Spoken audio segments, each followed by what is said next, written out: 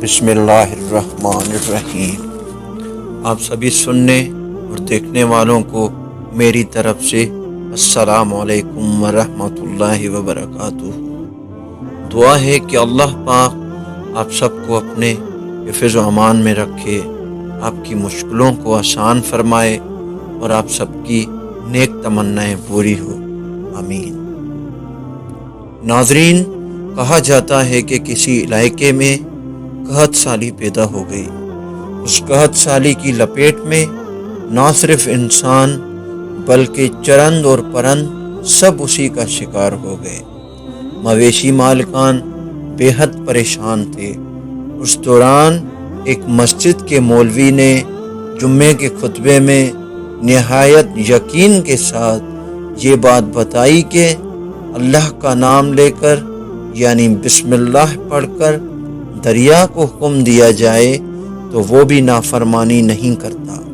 خطبہ سننے والوں میں ایک چرواہا بھی موجود تھا۔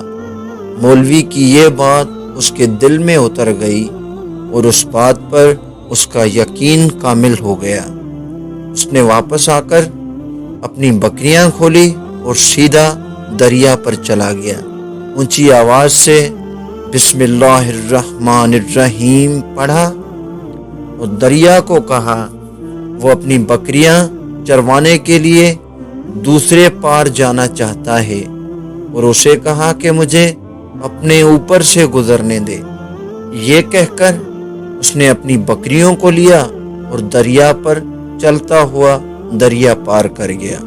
دریا کے دوسری طرف کا علاقہ گھاس سے بھرا پڑا ہوا تھا۔ درختوں کے پتے بھی سلامت تھے کیونکہ کسی کو یہاں تک آنے کی رسائی نہ تھی۔ اس نے خوب اچھی طرح اپنی بکریوں کو سیر کروایا اور واپس لوٹ آیا۔ پھر یہ اس کا معمول بن گیا کہ وہ بکریاں پار چھوڑ کر واپس آ جاتا اور شام کو جا کر بکریاں واپس لے آتا۔ اس کی بکریوں کا وزن دگنا چگنا ہو گیا۔ لوگ چونک گئے اور اس سے پوچھا کہ وہ اپنی بکریوں کو کیا کھلاتا ہے۔ وہ سیدھا سادہ اور صاف دل انسان تھا۔ اس نے صاف صاف بات بتا دی کہ جناب، میں تو بسم اللہ الرحمن الرحیم پڑھ کر دریا پر چل کر اپنی بکریاں دوسری طرف چروانے لے جاتا ہوں۔ یہ بات سب نے سنی مگر کسی نے اس چرواہے کی بات پر یقین نہیں کیا کیونکہ یہ ناقابل یقین بات تھی، مگر بات ہوتے ہوتے مولوی صاحب کے پاس پہنچ گئی۔ مولوی صاحب نے اس چرواہے کو بلایا اور سارا ماجرا پوچھا۔ اس چرواہے نے مولوی صاحب کو ہی حوالہ بنا لیا کہ مولوی صاحب، میں تو آپ کا شکریہ ادا کرنے والا تھا۔ آپ نے جمعے کے خطبے میں جو نسخہ بتایا تھا کہ بسم اللہ کہہ کر دریا کو بھی حکم دو تو وہ بھی انکار نہیں کرتا، تو میں تو بس آپ کے نسخے پر ہی عمل کر رہا ہوں۔ مولوی صاحب حیرت سے اس کے چہرے کو دیکھتے رہے۔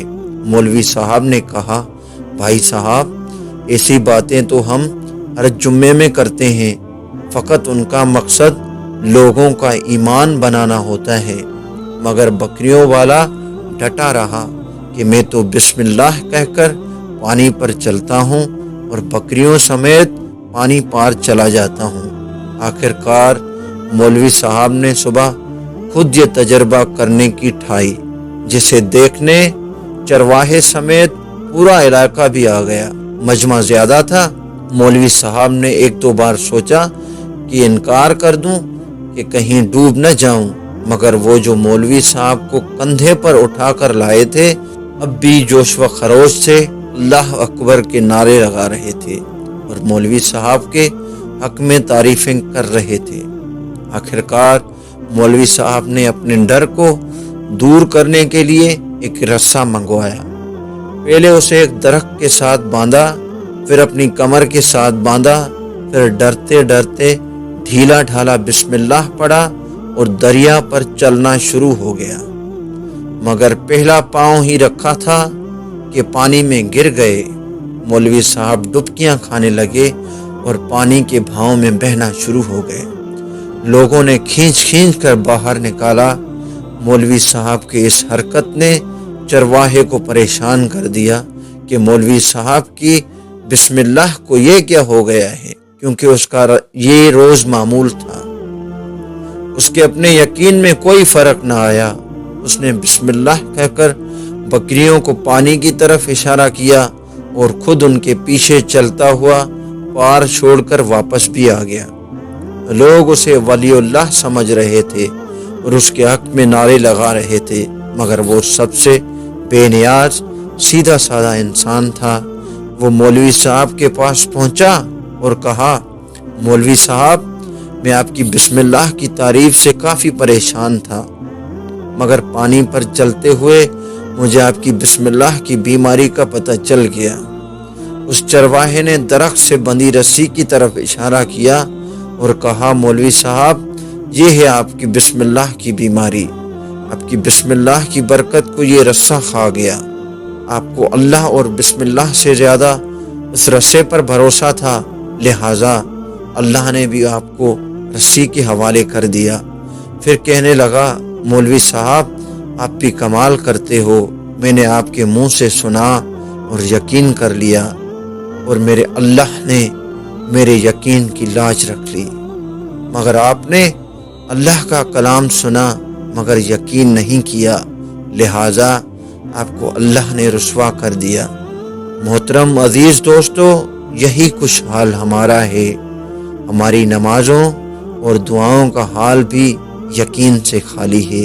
اللہ ہم سب کو عمل کرنے کی توفیق عطا کرے، آمین۔